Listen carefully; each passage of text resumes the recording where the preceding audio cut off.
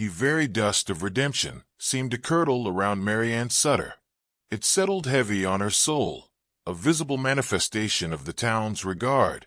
Every sickness that struck, every calf born dead, every well that ran dry, it was all laid at her feet, a relentless tally against her name. Maryanne Sutter's curse, they called it.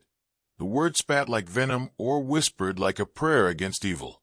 Men, tough as sun-cured leather, would physically alter their course down Main Street to avoid the faintest brush with her shadow.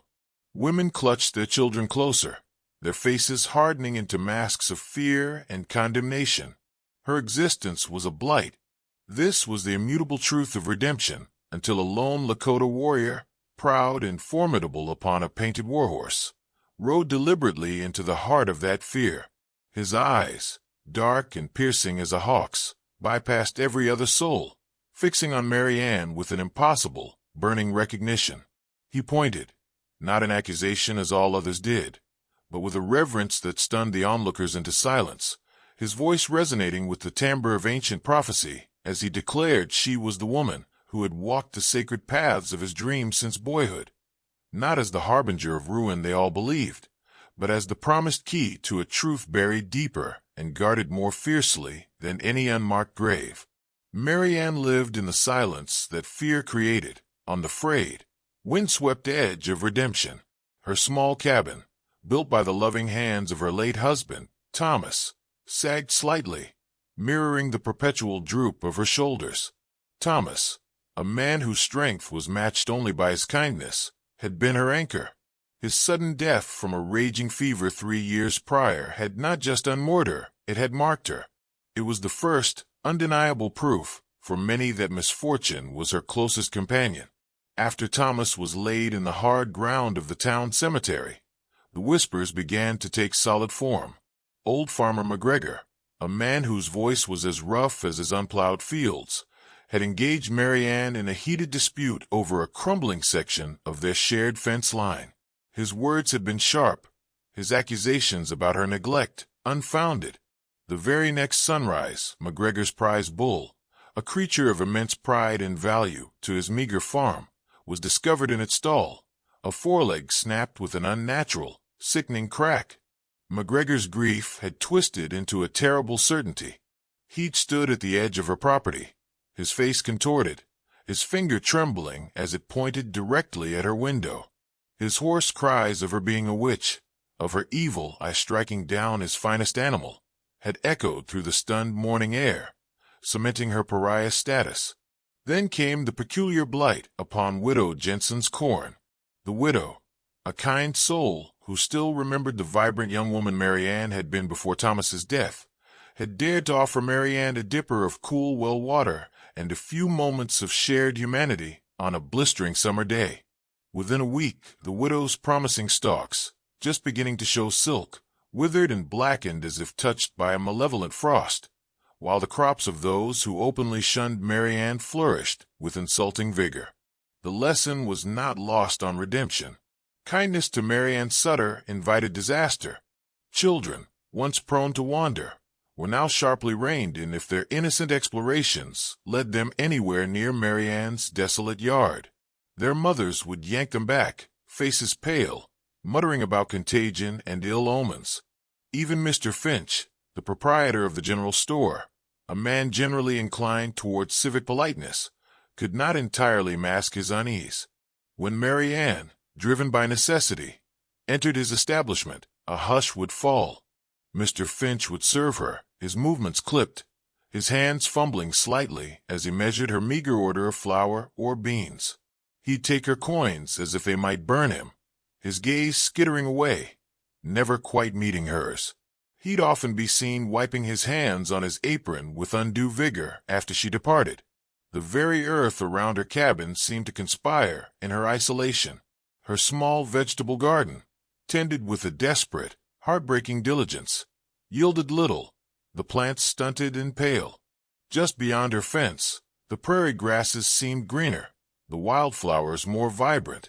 It was as if a line had been drawn, her side barren, the other fertile, a constant, silent testament to her accursed state. Yet, Beneath the layers of sorrow and resignation, a resilient spark still flickered within Maryanne. She was now 32, but the relentless siege of suspicion and fear had etched lines of premature age onto her face. Her once bright, wheat-colored hair was now heavily threaded with silver, usually restrained in a severe knot at the nape of her neck, as if any show of softness was a luxury she could no longer afford. She moved with a quiet, deliberate economy, her hands, though calloused from solitary labor, still capable of the fine needlework she sometimes undertook, mending her worn clothes, each stitch a small act of defiance against utter despair. She heard the whispers that followed her like shadows. She felt the weight of countless accusing stares. She saw the small, cruel rejections in the tightened lips and averted eyes of her neighbors. What defense did she have? To deny the curse was to invite scornful laughter. To show anger was to confirm their darkest fears of her volatile nature. The curse of Maryanne Sutter was not merely a story. It was a living entity in redemption, a hungry beast fed daily by misfortune and fear, and she was its designated sacrifice. Her porch, with its view of a town that wished her gone, became her sanctuary and her prison. From there, she watched the world, her gaze often distant, lost in memories of a time before the shadows fell. She noticed things, small details others missed. The way certain people seemed to profit subtly from others' cursed misfortunes, the shifting alliances, the quiet desperation that lay beneath the town's rugged exterior. These observations were her silent companions. The day the Lakota warrior named Wanbli, Eagle, rode into redemption, the sun blazed with an almost vindictive intensity. The air hung heavy and still, saturated with the scent of baked earth and the distant, metallic tang of an approaching storm that never seemed to arrive. Wanbli rode a magnificent paint stallion, its coat a vivid canvas of white and deep, blood-bay patches, its powerful muscles rippling with every controlled step. The horse alone would have drawn attention, but it was the rider who commanded it. Wanbli was lean and tall, his buckskin attire simple, but exquisitely adorned with intricate quillwork patterns that spoke of heritage and skill. A single, unblemished eagle feather, sacred to his people, was tied into his long, jet-black hair, which flowed unbound down his back. His features were striking: high cheekbones, a proud, aquiline nose, and a firm jawline that suggested unshakable resolve. But it was his eyes that held the town captive, dark, penetrating, and filled with an ancient, unsettling wisdom. They seemed to look past the surface, into the very marrow of things. He did not pause at the thirsty vaquero saloon, its bat-winged doors listlessly stirring in the oppressive heat, nor did he show any interest in the wares displayed in the dusty window of Finch's general store. He rode with a singular, unwavering purpose, straight through the center of redemption, his gaze sweeping over the few townsfolk brave or foolish enough to be out in the midday inferno. They stopped their tasks, their conversations dying on their lips, a mixture of apprehension and awe dawning on their faces.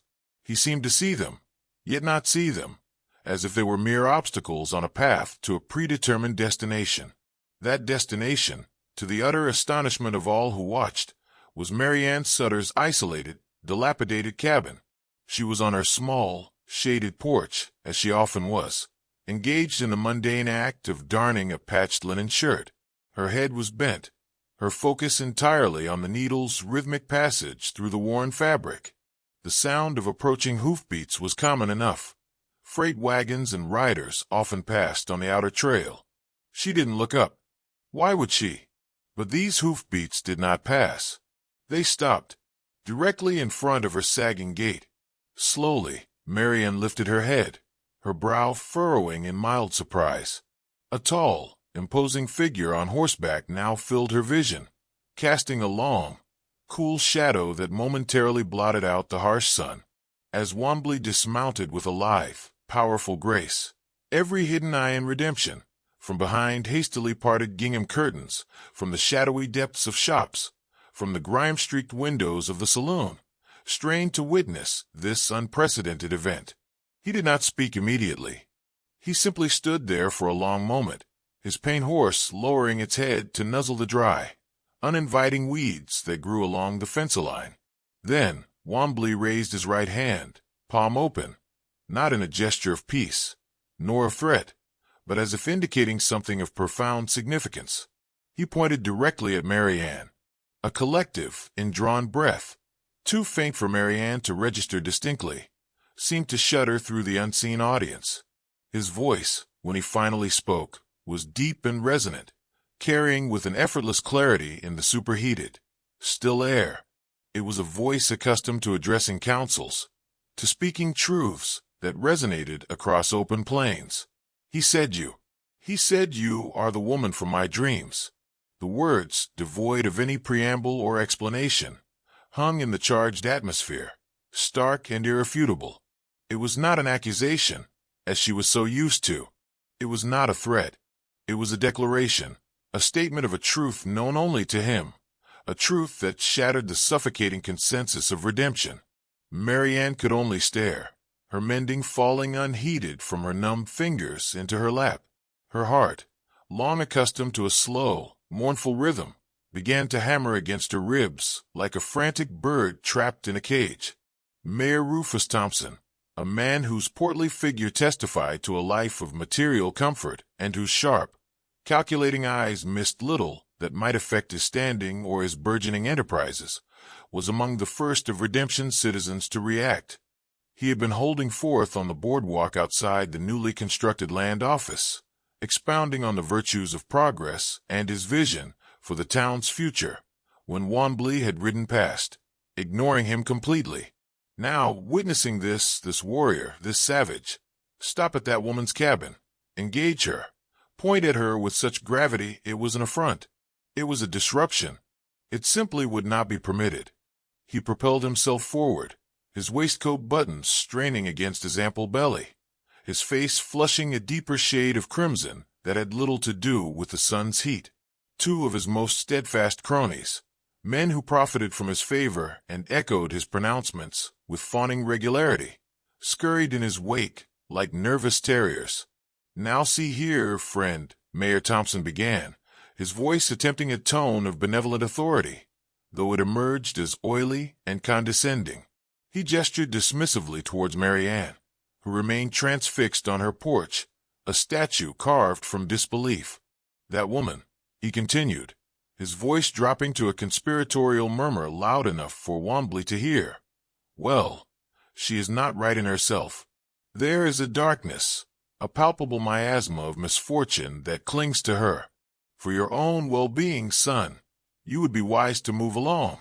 This town has suffered enough on her account." Wanbli slowly turned his head, his movement economical and deliberate, his gaze dark, steady, and utterly devoid of fear or deference, settled on Mayor Thompson. It was a look that seemed to peel back the layers of the mayor's carefully constructed persona, the civic leader, the concerned patriarch, and expose the small, grasping ambitions beneath. For a long, uncomfortable moment, Wanbli simply held the mayor's gaze, saying nothing, until Thompson began to shift his weight, his jowls quivering with a nascent irritation. "I speak with her," Wanbli stated finally. His voice was quiet, yet it possessed a resonant authority that left no room for negotiation or dissent. He then, with a deliberateness that was almost insulting, turned his back on the sputtering mayor and took a measured step towards Maryanne's gate. Mayor Thompson was left momentarily agape, his mouth working silently like that of a landed trout. His companions exchanged uneasy, sidelong glances. This was not the established order of things in Redemption. Strangers, especially those of Wanbli's apparent station, typically showed deference to the mayor. They certainly heeded the town's collective wisdom concerning Maryanne Sutter. The town, or at least those parts of it privy to this unfolding drama, began to hum with a nervous, excited energy. Whispers, sharp and urgent, darted through the dusty air. Some declared the warrior a fool, a madman courting disaster. "He will learn," a grizzled trapper muttered from the relative cool of the blacksmith's open doorway, his face grim. "He will learn soon enough what manner of luck that one attracts." Others, a smaller, more thoughtful contingent who had perhaps harbored secret, unspoken doubts about the relentless vilification of Maryanne, felt a flicker of something else. Could this imposing stranger, this man who seemed to fear nothing, know something that they, in their fear-induced blindness, had missed? Maryanne, trapped in the vortex between the warrior's unwavering, almost hypnotic focus and the town's palpable, suffocating dread, felt a tremor deep within her. It was an unfamiliar sensation, something she had not dared to allow herself to feel for years. It was hope, a fragile, terrifying seedling attempting to push its way through the compacted, barren soil of her long despair.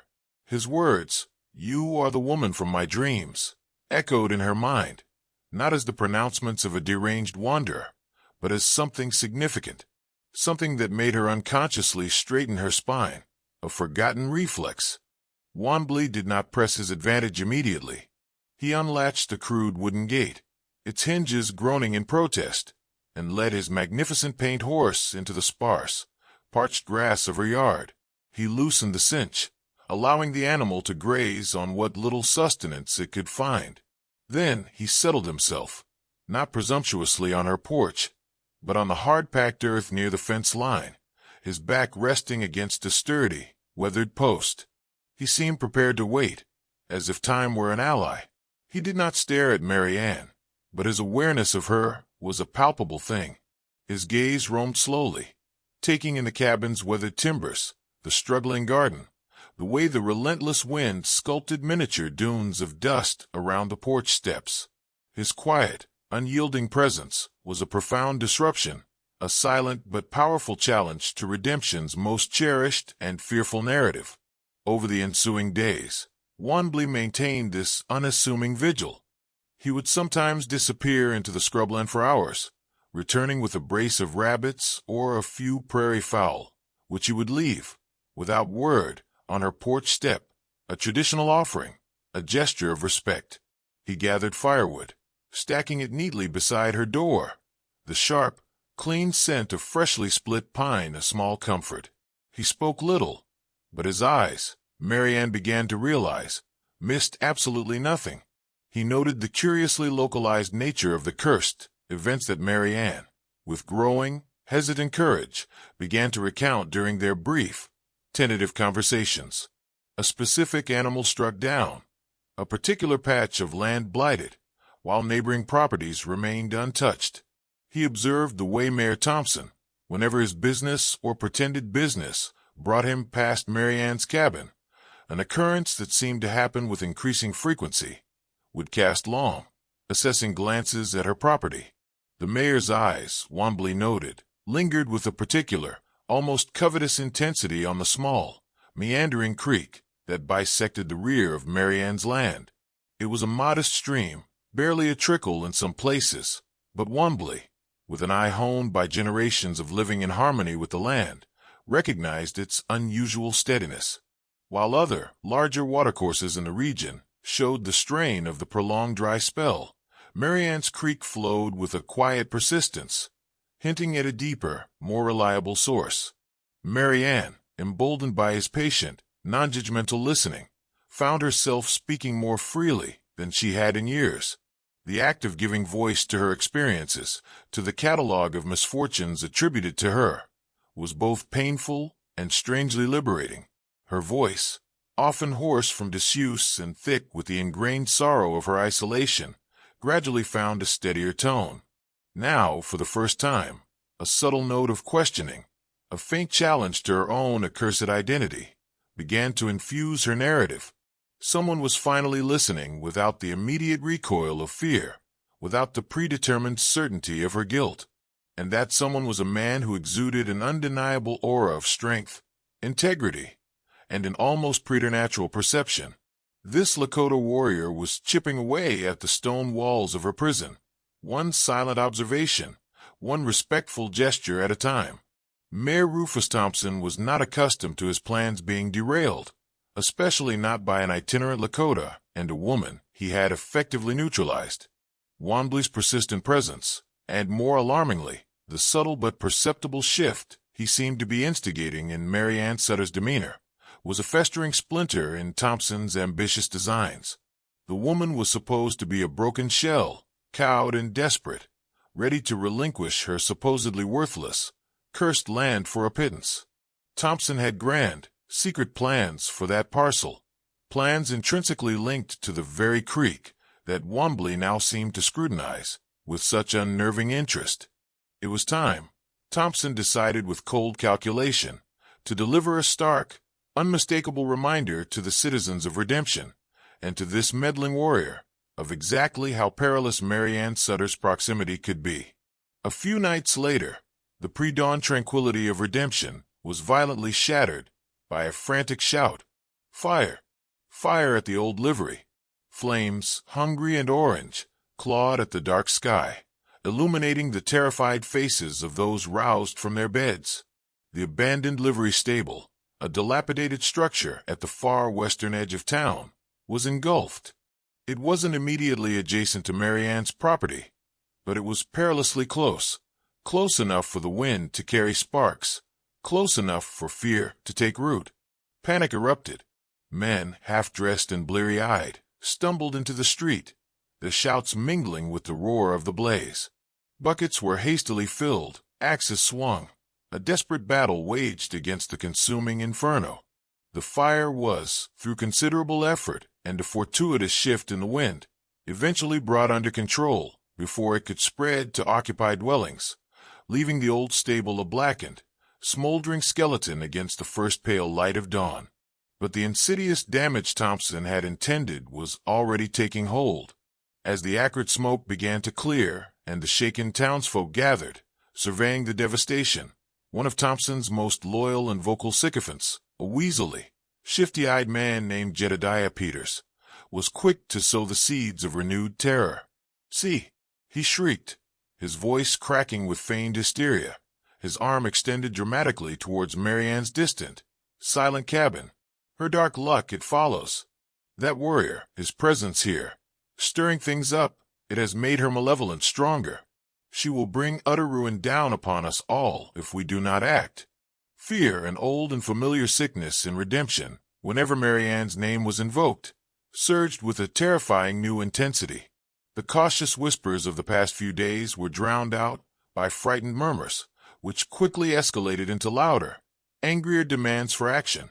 Some of the more volatile townsmen, their courage bolstered by morning whiskey and their terror fanned by Peter's theatrics, began to speak openly, their voices harsh and determined, of running Maryanne Sutter out of town for good. Curse or no curse, warrior or no warrior, she had to go. For the safety of our women and children, they declared, their faces grim and set in the eerie orange glow of the dying embers. Wanbli, however, had not been caught unawares. He had not been soundly asleep when the first panic cries of fire had pierced the stillness. His senses, honed by a lifetime lived in close communion with the natural world and its subtle, often invisible signals, were perpetually alert. The previous evening, as twilight had deepened into night, he had been observing the town's nocturnal rhythms, the way shadows danced and shifted, the familiar sounds that belonged and the unfamiliar ones that signaled something amiss. He had seen a furtive figure, cloaked and indistinct in the deep darkness, lurking near the deserted livery stable much earlier in the evening. The figure had been too distant to identify with certainty, but its secretive, almost guilty movements had registered in Wanbli's keen mind as distinctly out of place, a discordant note in the night's symphony.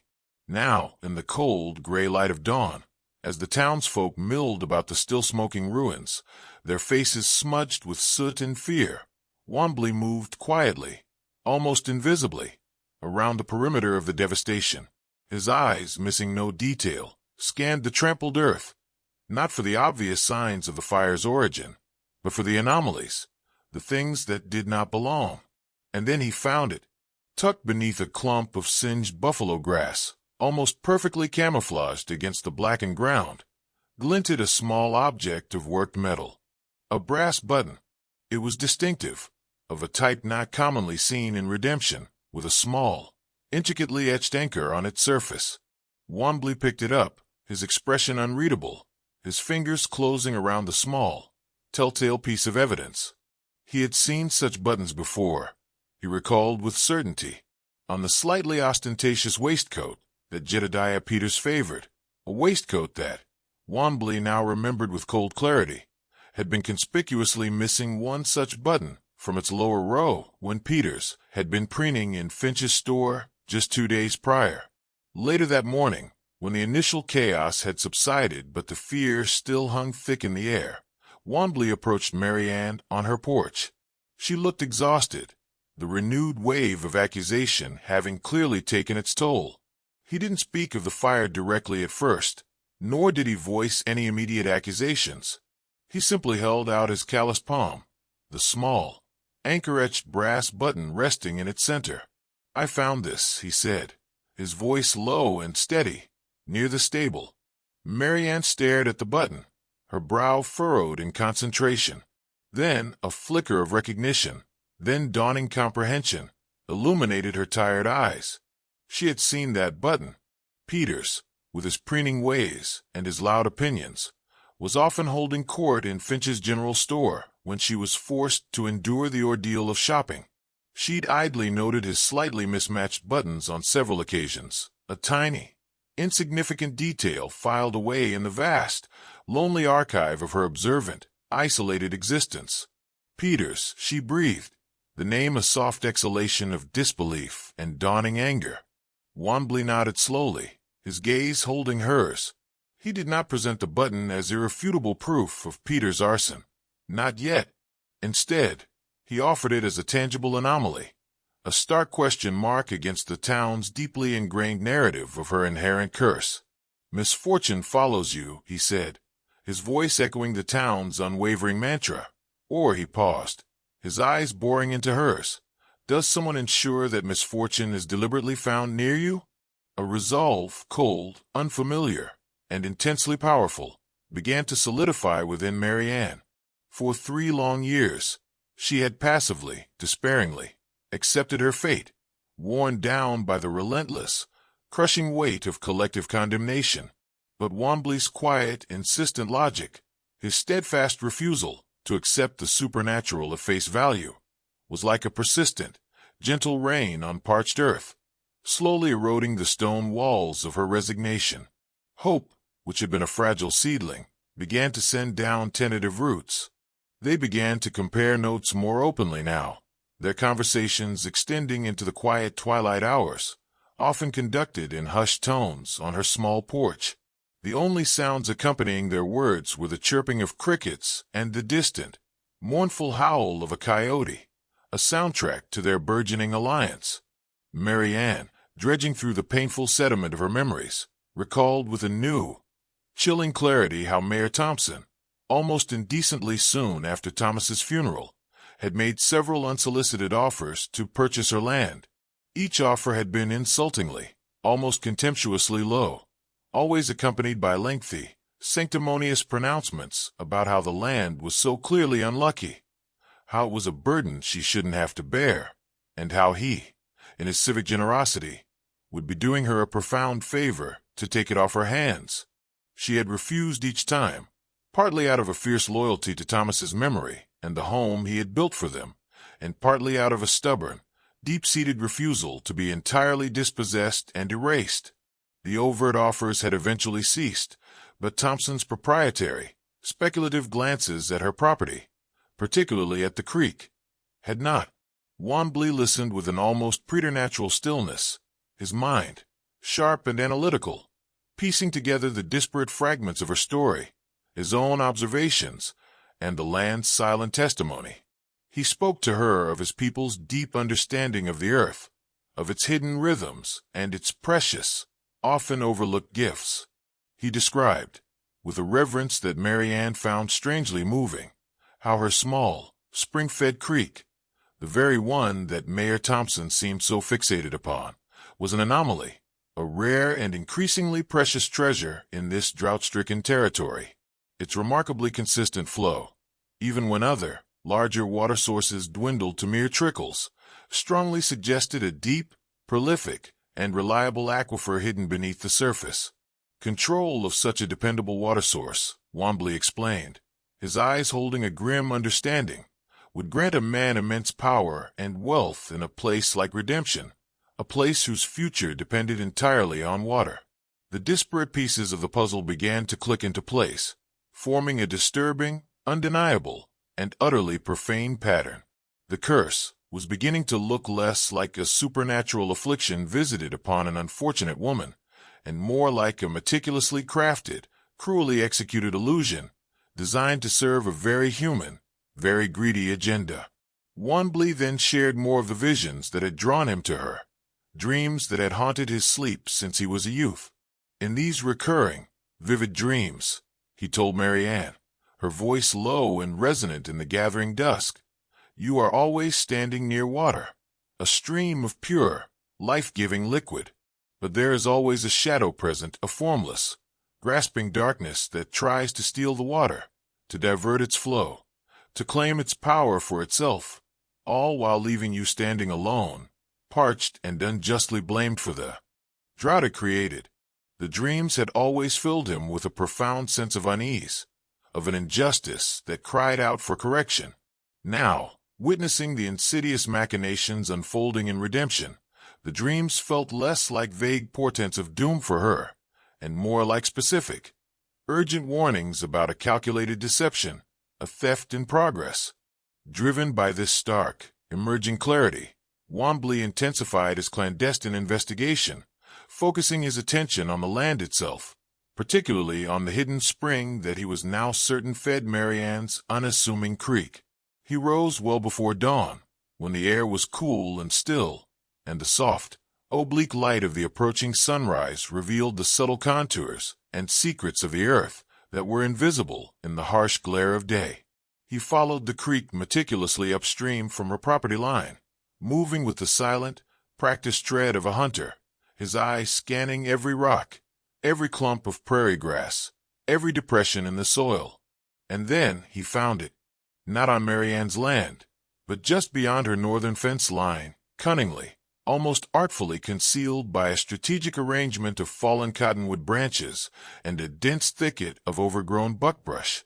It was an old, weathered wooden survey stake, one that had clearly been driven into the ground some time ago, yet bore unmistakable signs of having been recently disturbed, the earth around its base freshly tamped, scratched crudely but legibly into its weathered surface, almost invisible unless one knew precisely where to look, and what to look for, were two initials, R.T. Rufus Thompson.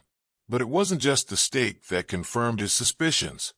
Wanbli's keen eyes, trained for generations to read the subtle, often overlooked language of the land, detected nearly imperceptible indentations in the soil nearby, the faint, ghostly traces of disturbed earth leading away from the creek towards a lower-lying area. Someone had been digging here systematically, attempting to create a hidden diversion channel, a secret conduit designed to siphon off the spring's precious, life-sustaining flow before it even reached Maryanne's property. The attempt seemed to have been crudely abandoned, or perhaps was merely paused, awaiting a more opportune moment, but the malicious intent was as clear and undeniable as the prairie sky above. The full, horrifying truth struck Wanbli with the force of a physical blow, sickening in its audacity. Mayor Rufus Thompson wasn't just after Maryanne's land for its perceived acreage, or even for the modest, visible creek that ran through it. He knew. He had somehow discovered, or perhaps long suspected, the true, immense value of the hidden spring that fed it. His grand vision for redemption was not one of civic prosperity for all, but of personal empire, built on the monopolistic control of the region's most reliable and vital water supply. The curse. It was a diabolical masterpiece of psychological warfare, a carefully orchestrated, cruelly sustained campaign of terror, superstition, and social ostracism, all designed with one singular, avaricious goal: to drive Maryanne Sutter away in utter despair, or to make her so reviled, so desperate, so broken, that she would finally agree to sell her land, and its hidden, priceless treasure, for whatever miserable pittance Thompson deigned to offer. Suddenly, the litany of past misfortunes that had plagued Maryanne took on a chilling, new, and terrifyingly logical coherence. Old McGregor's prize bull? Likely not the victim of a malevolent gaze, but deliberately, cruelly spooked, or even physically injured in the dead of night by one of Thompson's lackeys.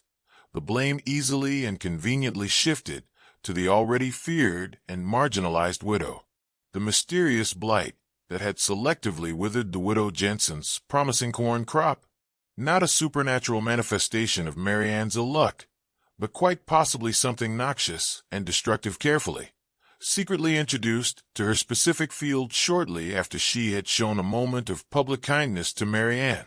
A brutal, unmistakable lesson to any others in redemption who might dare to offer comfort or question the prevailing narrative.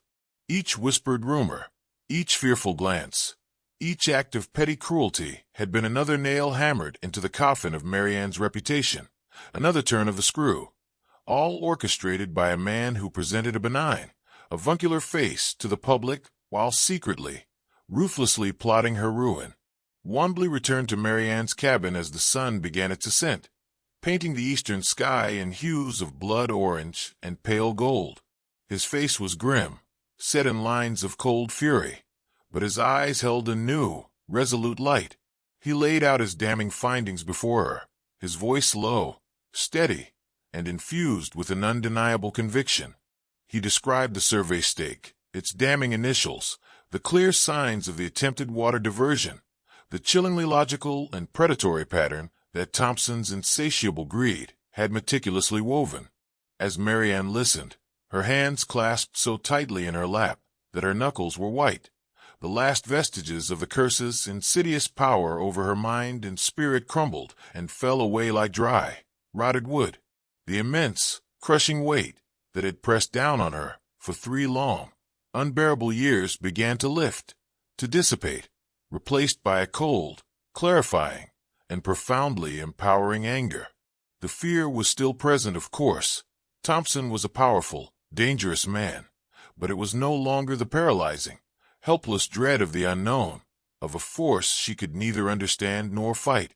It was the righteous fear of a cornered animal, an animal that had finally identified its tormentor and was now, terrifyingly, ready to fight back. She looked at Wanbli, this enigmatic stranger who had ridden out of nowhere, who had seen through the complex web of lies that had so cruelly defined her existence, and for the first time in what felt like an eternity, her eyes held not just the familiar shadows of sorrow, but a fierce, unyielding, and determined light. The nebulous shadow from his dreams now had a face, a name, and a motive, and its name was Rufus Thompson. The decision to confront Rufus Thompson publicly was not arrived at lightly. Both Maryanne and Wanbli understood the immense risks involved. Thompson was not merely an influential man. He was the architect of redemption's power structure, deeply entrenched, with a network of loyalists and beneficiaries. But the truth, Wanbli argued, his voice calm but infused with an unshakable conviction, was a weapon of immense power, especially when wielded with courage and presented without artifice. Maryanne, drawing a strength she hadn't known she possessed from Wanbli's quiet certainty and from the wellspring of her own newly awakened righteous fury, agreed. The reign of whispers and shadows had to end. It was time for the light. Mayor Thompson, blissfully ignorant of the storm of retribution gathering just beyond his perception, had, with supreme irony, called a town meeting. The officially stated purpose, bellowed through the streets by his loyal town crier, was to discuss the escalating danger that Maryanne Sutter posed to the community, particularly in light of the recent, highly suspicious livery stable fire, and to consider what appropriate community measures needed to be taken for their collective safety and well-being. It was, in essence, a public trial by accusation, a carefully orchestrated spectacle designed by Thompson to finally achieve his long-desired goal, Maryanne's formal expulsion from redemption, leaving her land ripe for his taking.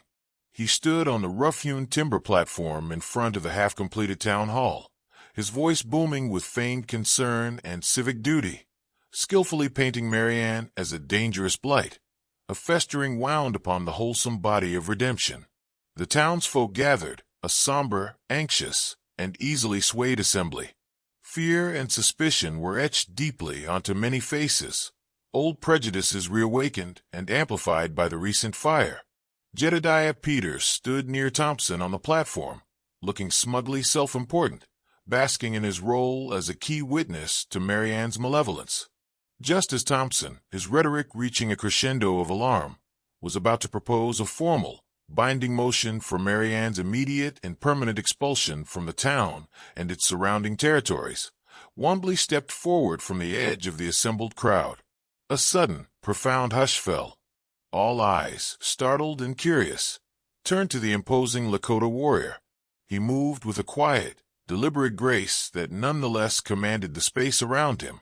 And beside him, her head held high, her hands clasped tightly in front of her to still their trembling, but her gaze astonishingly steady and direct, walked Maryanne Sutter. "Mayor Thompson," Wanbli began, his voice clear, resonant, and carrying effortlessly to every corner of the tense gathering. "You speak eloquently of danger and misfortune threatening this town.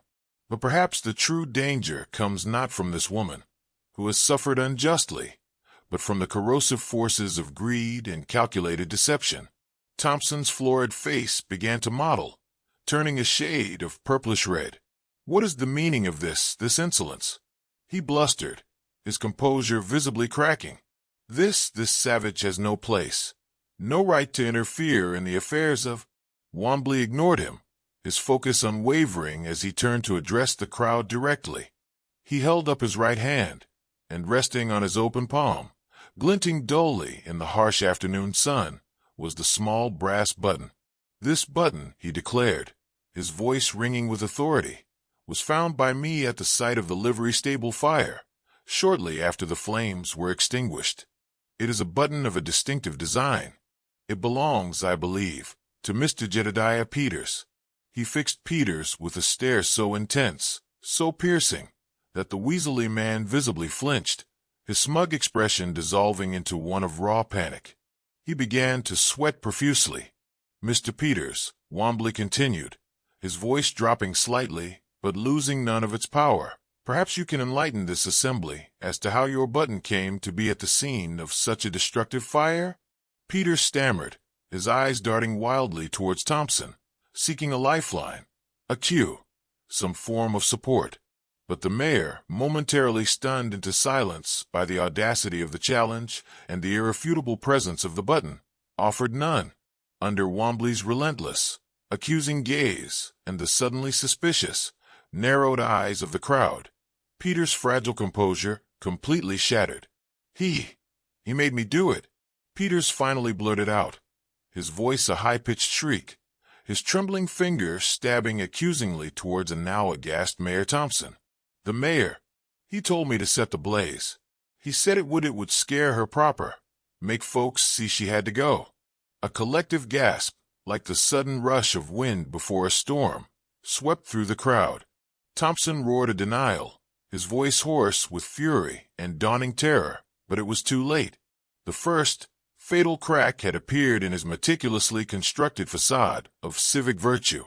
Wanbli, seizing the momentum, then spoke of the weathered survey stake, clearly marked with Thompson's own initials, that he had discovered hidden near the vital spring that fed Maryanne's Creek. He described with damning precision the telltale signs of the attempted water diversion, explaining in clear, simple terms the immense, almost incalculable value of such a hidden, reliable water source in this arid land. "This was never about a curse," Wanbli stated, his voice resonating with righteous conviction, his gaze sweeping over the stunned faces of the townsfolk. "It was always about this." He gestured towards Maryanne's land, a silent accusation. "It was about water. It was about control. It was about one man's insatiable greed." Then Maryanne found her voice. After 3 long years of enforced silence, of enduring whispered accusations and averted gazes, her words flowed, surprisingly clear and steady, though undeniably tinged with the profound pain of her long and bitter ordeal. She recounted Thompson's persistent, insultingly low offers for her land, offers made when she was at her most vulnerable, offers always accompanied by his veiled threats cleverly disguised as sympathetic concern for her well-being. She spoke of the uncanny, chilling timing of the so-called misfortunes, how they always seemed to follow any small attempt she made to connect with another human being, any gesture of kindness shown to her, or any steadfast refusal on her part to bend to Thompson's coercive will. The townsfolk listened, their expressions undergoing a visible, dramatic transformation. Fear slowly gave way to doubt, doubt to dawning comprehension, and comprehension, finally, to a slow-burning, righteous anger. The meticulously detailed picture that Wanbli and Maryanne laid bare before them was not one of supernatural malevolence visited upon an unlucky town by a cursed woman. It was a sordid, undeniable portrait of cold, calculated, and breathtakingly cruel human exploitation. They looked at Mayor Rufus Thompson, truly looked at him, perhaps for the first time, and saw not a benevolent civic leader, but a manipulative, grasping thief, a man who had preyed upon their deepest fears for his own selfish gain. The awe that had once been reserved for the mysterious, terrifying power of Maryanne's curse now shifted, transformed. It became awe for Wanbli's sharp intellect, his unwavering courage, his profound sense of justice, and it became a deep, resonant awe for Maryanne's incredible, quiet resilience, her refusal to be entirely extinguished in the face of such profound, sustained injustice. Thompson, his face now a contorted mask of mottled rage and abject terror, tried desperately to shout them down, to discredit Wanbli as an interfering, ignorant outsider, to dismiss Maryanne as a deranged liar, a spiteful woman seeking revenge. But his words were hollow, devoid of their former power, his authority utterly, irrevocably shattered. The crowd was no longer with him. They began to murmur amongst themselves, the murmurs growing louder, angrier, as the full weight of his deception settled upon them. Voices, hesitant at first, then bolder, rose from the throng, demanding answers, demanding accountability, demanding justice. Justice, so long denied in redemption, felt suddenly, thrillingly imminent, not at the end of a vigilante's rope, but in the stark, undeniable, and cleansing light of exposed truth. The unraveling of Rufus Thompson's meticulously constructed empire of deceit was as swift as it was absolute. Stripped of his mayoral office by a hastily convened and grim-faced council of town elders, his reputation lay in smoldering ruins, much like the livery stable he had ordered destroyed. The man who had so skillfully wielded fear as both sword and shield now found himself the object of the town's unified, unmitigated contempt and disgust. Jedediah Peters, in a desperate, groveling attempt to salvage some remnant of his own wretched hide, provided a full, damning confession, implicating Thompson not only in the livery fire, but in several other minor incidents, cunningly designed over the years to bolster and perpetuate the cursed narrative. Rufus Thompson became redemption's new, and truly deserving pariah. His dreams of a water-rich empire built on lies and stolen resources had turned to bitter ash in his mouth. Within a week, under the cover of a moonless night, he slunk out of town, a broken and reviled man, his departure unmourned. For Maryanne Sutter, the lifting of the curse was akin to emerging from a long, suffocating subterranean darkness into the warmth and brilliance of an unexpected sunrise. The oppressive, invisible weight that had burdened her shoulders for 3 agonizing years began to ease, to dissipate.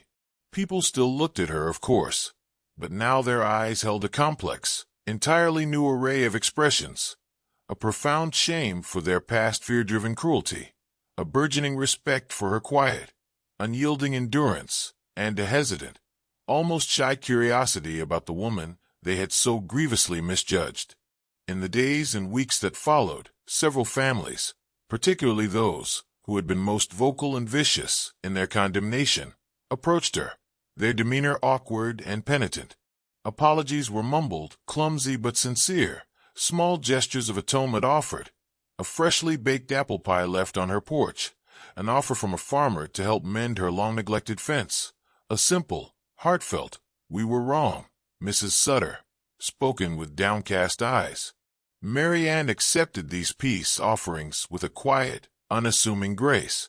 The deep, Sorrowful lines etched around her eyes and mouth didn't vanish overnight, but they perceptibly softened, the harshness receding. She found herself standing taller, moving with a newfound, subtle confidence. Her small, weathered cabin, once the very symbol of her profound isolation and the town's fear, now seemed to radiate a quiet strength, a testament to her resilience. Her land, with its precious, life-giving spring, was no longer seen as cursed ground, but as a symbol of her vindication, and perhaps, as some were beginning to whisper, a potential source of shared prosperity for a town desperate for a reliable water source. A complex discussion for another, brighter day. Wanbli, his purpose in redemption now fulfilled, the truth he had sensed in his dreams brought into the harsh light of reality, prepared for his departure. The woman from his visions, the one who had stood steadfastly by the water while a grasping shadow sought to steal its essence, had found her voice, had seen the shadow exposed and vanquished. He had been the catalyst, the outsider whose unwavering belief in a truth unseen by others had allowed that truth to finally, powerfully surface. As he mounted his magnificent paint stallion, its coat gleaming like polished agate in the warm afternoon sun, Maryanne stood on her porch, watching him. No grandiloquent farewells were spoken between them. None were necessary. Their eyes met across the dusty yard, and a profound, silent acknowledgment passed between them, an unbreakable bond forged in the crucible of shared danger, the unmasking of a terrible, intricate lie, and the hard one, triumphant dawning of justice. He gave a slight, almost imperceptible nod, a warrior's gesture of deep respect and farewell. Maryanne returned it, and for the first time in what felt like a lifetime, a small, genuine, and unburdened smile touched her lips, illuminating her face with a forgotten radiance. He turned his horse, not back towards the way he had come, but towards the vast, beckoning expanse of the open plains, towards the distant, hazy horizon where the immense blue sky met the undulating earth. The dust raised by his horse's passage settled slowly, reluctantly, back onto the main street of redemption. The town had a long, arduous journey ahead to fully heal the deep divisions Thompson's manipulations had sown, to cleanse itself of the lingering toxins of fear and superstition. But the air already felt clearer, lighter, the future less encumbered by the suffocating shadows of the recent past. Maryanne Sutter, no longer the feared and reviled woman whose name was synonymous with misfortune, was simply Maryanne Sutter, a woman of quiet courage and profound integrity, who had faced down an insidious darkness and had emerged, against all odds, into the bright, cleansing light. And sometimes, when the prairie wind blew through redemption in just the right way, it seemed to whisper not of curses and despair, but of resilience, of courage, and of the enduring, unquenchable power of truth on the vast and dusty frontier.